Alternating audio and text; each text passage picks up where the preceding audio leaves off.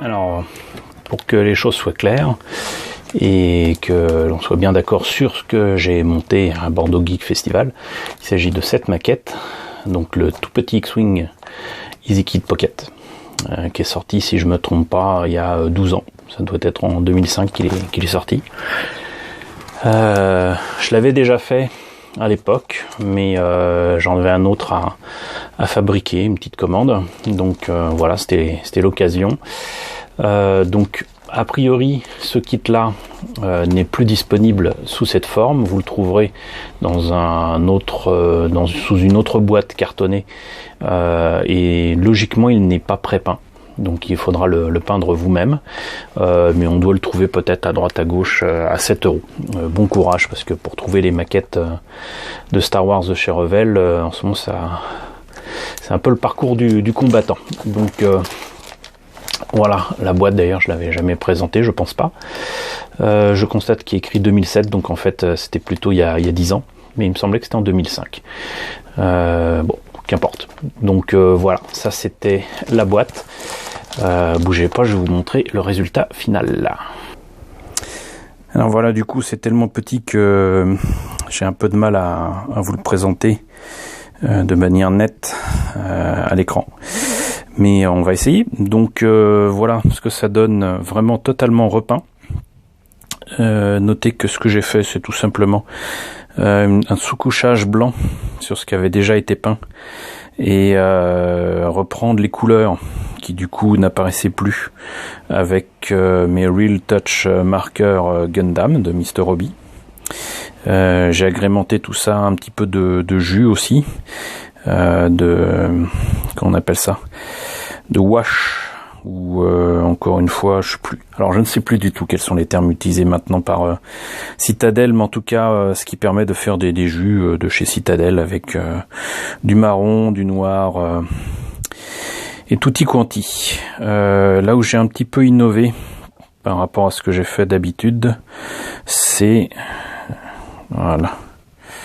Oups. Ça se voit pas très bien à l'écran.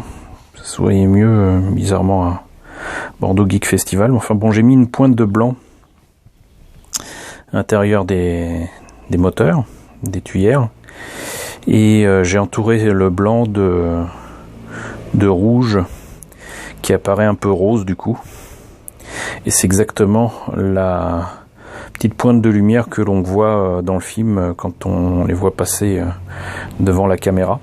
Donc c'est la couleur des tuyères du X-Wing. Voilà, sinon pour le reste, donc repris à main levée, aussi bien pour le cockpit, les bandes jaunes, les bandes rouges et tout ça. J'ai même poussé le vis à... Oups, allez, on va essayer un petit peu. Voilà. À faire des bandes ici sur le tableau de bord, on va dire, ce qu'il y a devant le cockpit, sachant, et j'insisterai jamais assez là-dessus, que à l'époque Revell faisait malgré la petitesse du kit, hein, regardez la taille de mon doigt, il y a un pilote à l'intérieur, un pilote complet.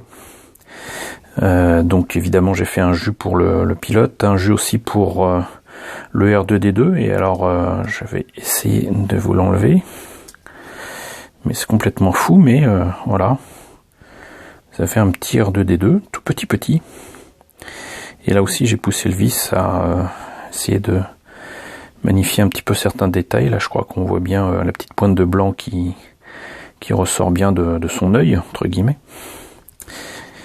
Et c'est ce qui fera certainement toute la différence avec un kit juste monté et pas repeint. Donc voilà pour les détails révélés pour l'arrière, les tuyères et tout. Ici aussi beaucoup de détails dans ce kit, vraiment beaucoup de détails, et je le trouve absolument superbe.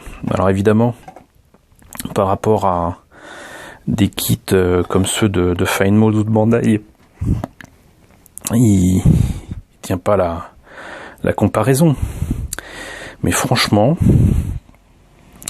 il y a du détail, il est facile à faire, Il est facile à reprendre. Moi, je vois pas pourquoi il faudrait forcément cracher dessus. D'ailleurs, j'en profite pour vous montrer ce que ça donnait quand j'ai refait ce X-Wing, donc logiquement il y a 10 ans. Alors vous voyez, on pourrait croire qu'il n'y a aucune différence, mais la grosse différence, c'est que déjà j'avais enlevé 2 bandes rouges, parce que c'était juste peint et il y avait des détails en... comment dirais-je, creusé dans la matière de l'aile avec les bandes rouges.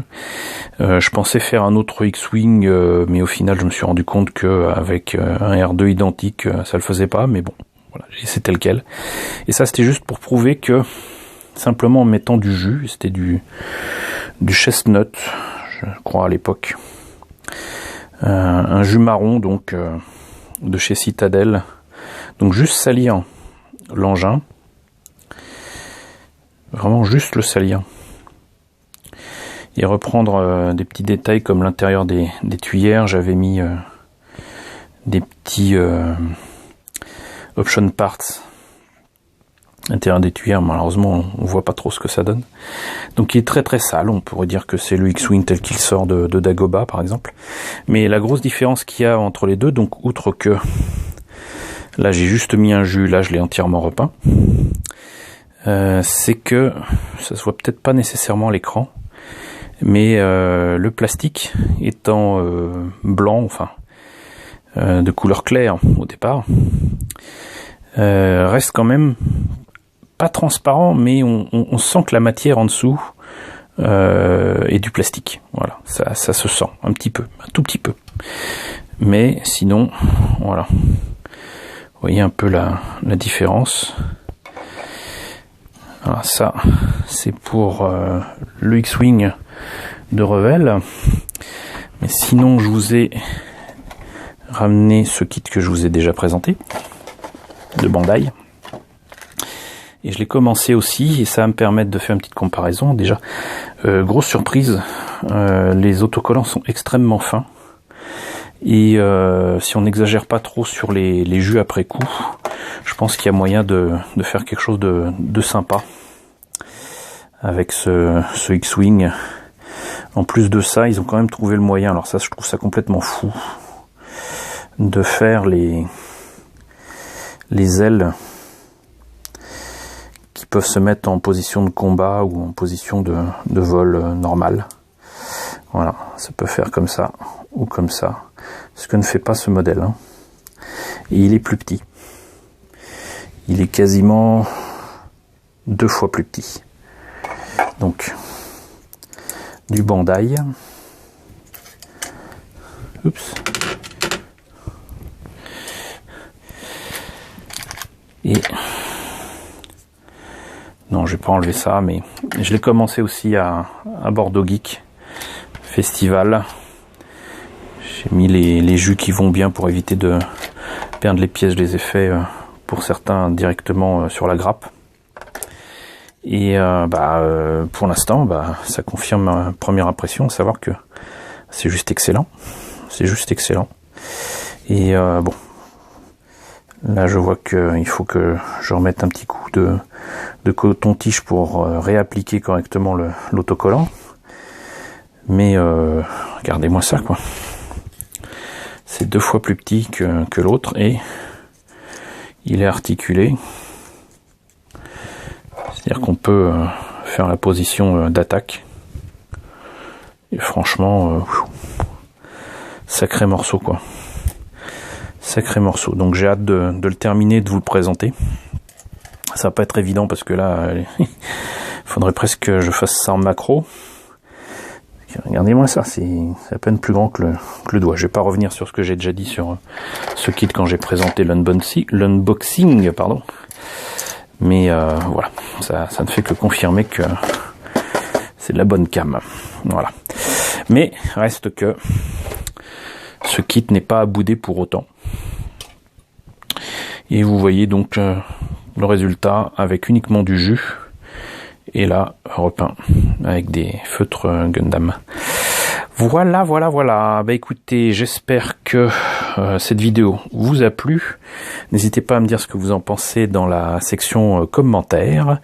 Merci aux personnes qui sont venues me saluer au Bordeaux Geek Festival et qui n'ont pas hésité à me saluer alors que j'étais en train de travailler sur ces kits-là. Ça m'a fait vraiment très plaisir de vous présenter tous ces kits et de discuter avec vous.